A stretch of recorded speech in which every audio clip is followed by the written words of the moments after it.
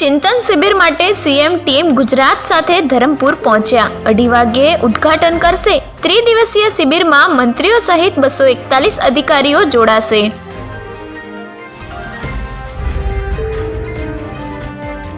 આ રિક્ષાની અંદર જ અમારું ઘર છે। ચંડોળા તળાવમાં રહેતા લોકો ઈસનપુર તળાવમાં રહેતા હતા।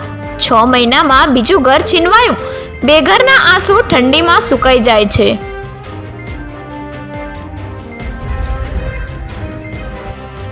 સરકારી શાળા સામે તીક્ષ્ણ ચપ્પુના ઘા ઝીકી યુવકની હત્યા। જૂની અદાવતમાં મૃતક અને આરોપી વચ્ચે થયેલા વિવાદ બાદ ઘટના બની હોવાનું પ્રાથમિક અનુમાન।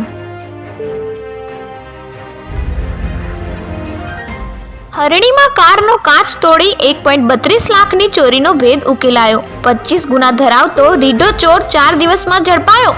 લેપટોપ અને ઘડિયાળ સહિતની વસ્તુની ચોરી કરી હતી।